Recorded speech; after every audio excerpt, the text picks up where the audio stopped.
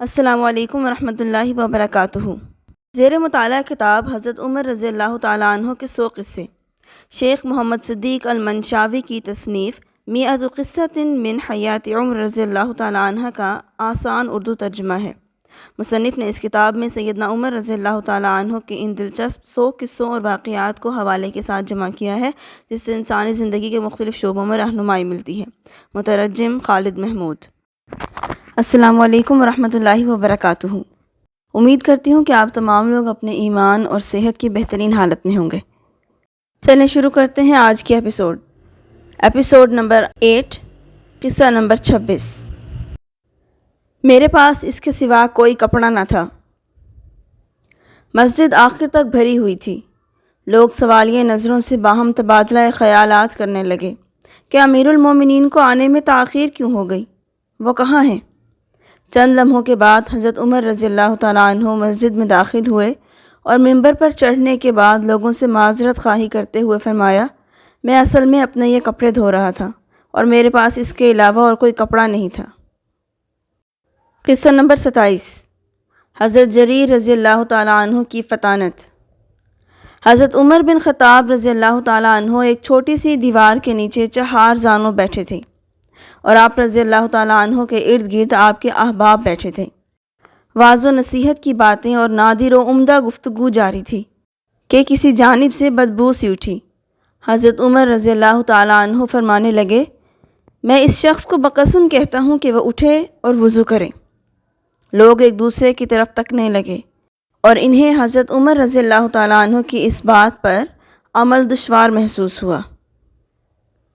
تو حضرت جریر بن عبداللہ رضی اللہ تعالیٰ عنہ نے عرض کیا کہ اے امیر المومنین، ہم سب وضو کر لیتے ہیں۔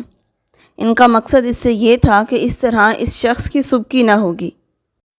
ان کی یہ بات سن کر حضرت عمر رضی اللہ تعالیٰ عنہ مسکرائے اور فرمایا، اللہ تجھ پر رحم فرمائے، تم زمانہ جاہلیت میں بھی کیا ہی خوب سردار تھے اور زمانہ اسلام میں بھی کیا ہی خوب سردار ہو۔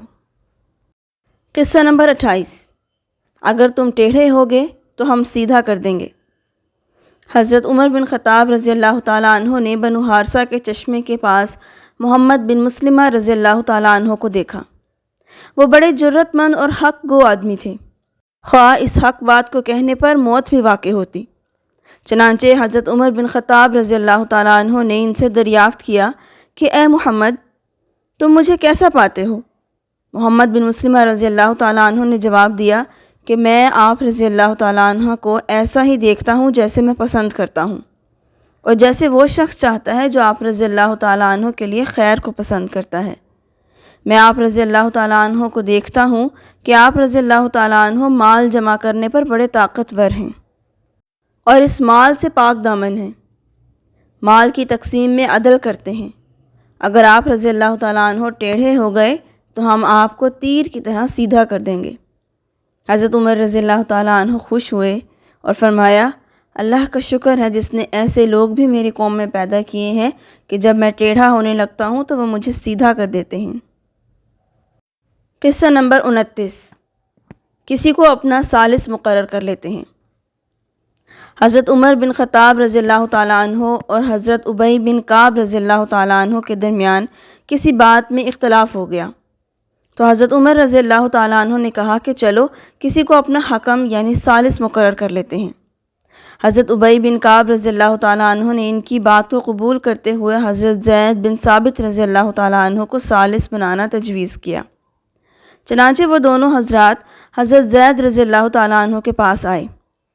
حضرت عمر رضی اللہ تعالیٰ عنہ نے کہا کہ ہم آپ کے پاس اپنا ایک فیصلہ کروانے آئے ہیں، حالانکہ دوسرے لوگ حضرت عمر کے پاس اپنا فیصلہ کروانے کے لیے آیا کرتے تھے۔ جب وہ حاضر ہوئے تو حضرت زید بن ثابت رضی اللہ تعالیٰ عنہ نے امیر المومنین کے لیے اپنا فراش کشادہ کیا اور ہاتھ کے اشارے سے کہا کہ اے امیر المومنین، یہاں تشریف رکھیں۔ حضرت عمر رضی اللہ تعالیٰ عنہ کا چہرہ متغیر ہو گیا اور فرمایا، یہ تم نے اپنے فیصلے میں پہلا ظلم کیا ہے، میں اپنے فریق مخالف کے ساتھ ہی بیٹھوں گا۔ چنانچہ حضرت عمر رضی اللہ تعالیٰ عنہ اور حضرت ابی بن کعب رضی اللہ تعالیٰ عنہ حضرت زید بن ثابت کے سامنے بیٹھ گئے۔ حضرت ابی رضی اللہ تعالیٰ عنہ نے کسی بات کا دعویٰ کیا اور حضرت عمر رضی اللہ تعالیٰ عنہ نے اس کا انکار کیا۔ تو حضرت زید رضی اللہ تعالیٰ عنہ نے پر امید ہو کر حضرت ابی سے کہا کہ آپ امیر المومنین کو قسم سے بری کر دیں، اور میں ان کے سوا کسی اور کے لیے درخواست نہیں کرتا۔